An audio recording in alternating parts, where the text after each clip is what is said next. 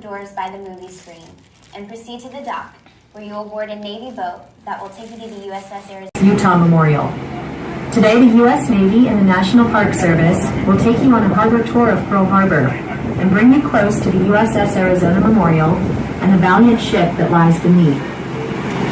We are now in the south channel of Pearl Harbor, where the infamous battleship Roe was once located along the southern coast of Ford Island and off the bow of the boat as we cross the harbor.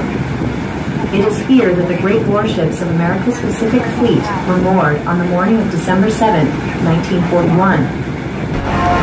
Almost 60 USS Nevada crew members lost their lives in this short time.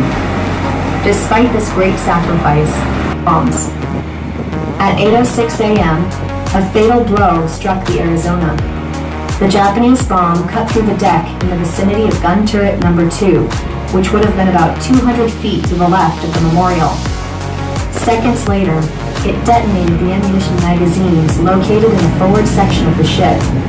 The result was a massive explosion that tore the ship in half and set off a fire that burned for more than 2 days and consumed 1,177 members of Arizona's crew. Over 900 men remain entombed on the Arizona today. The loss of life on the Arizona accounts for approximately half of all the lives lost during the attack. This includes every member of the heralded USS Arizona Band, 23 sets of brothers, and even the father and his son.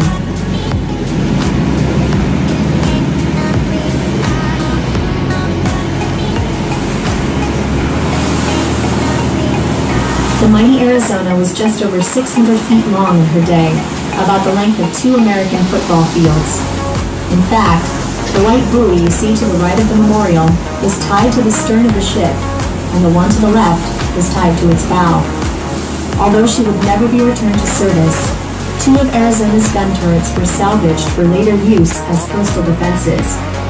The round rusty object you see sticking out of the water to the right of the memorial is the former platform for gun turret number 3. On December 6, 1941, just 1 day before the attack, the USS Arizona had taken on almost 1.4 million gallons of fuel oil in preparation for an upcoming trip to the mainland. Much of that oil caught fire and burned following the attack. However, the fuel that remains slowly leaks from the wreckage at a rate of about 1 to 2 gallons per day. The National Park Service and the U.S. Navy carefully monitor the site, but at this time, the oil leakage poses no environmental hazard.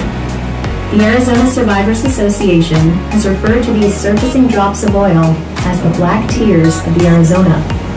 Although there is no way of knowing how long the oil will seep out, many believe that the ship will continue to cry these black tears until the last survivor of the USS Arizona passes on.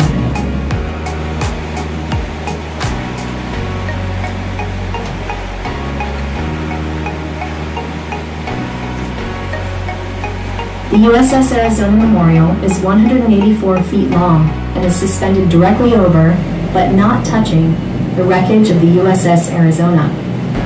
It was completed in 1962 and dedicated on Memorial Day. The memorial has 2 peaks on each end and sags in the center.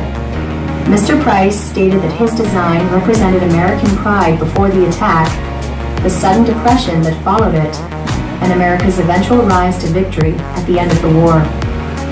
At the very back of the memorial, nearest to Ford Island, is the shrine room.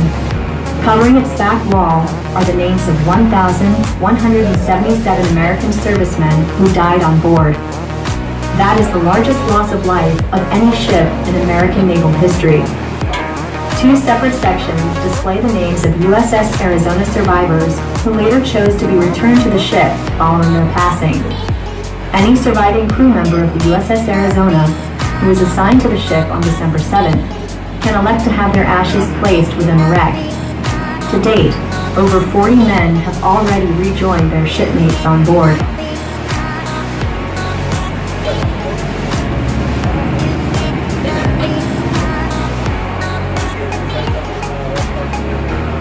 It's important to remember that this wasn't just an attack on Pearl Harbor.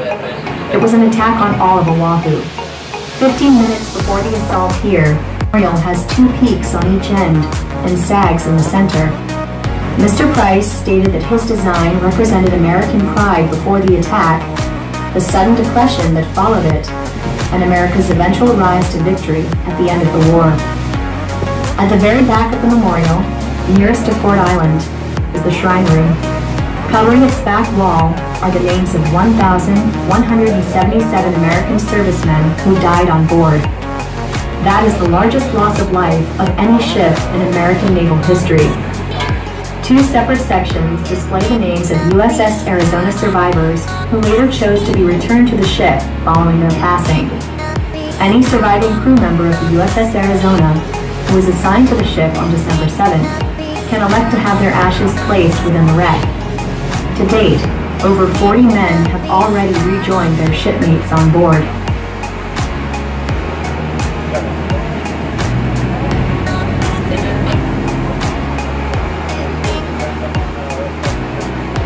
It's important to remember that this wasn't just an attack on Pearl Harbor. It was an attack on all of Oahu. 15 minutes before the assault here,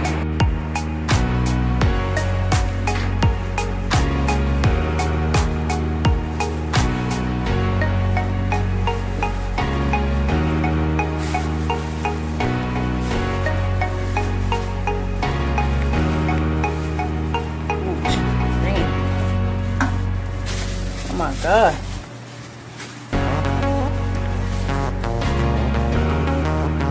Oh shit. Oh.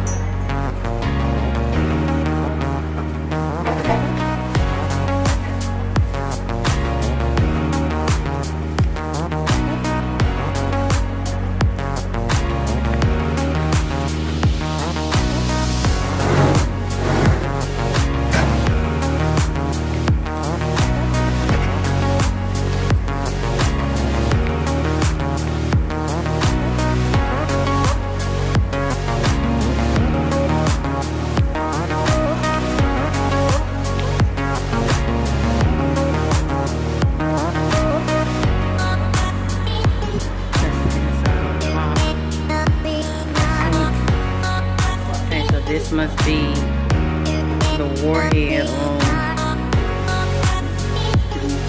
Again, I went to another one of these little small little doors. I'm gonna take you back to where I just came from.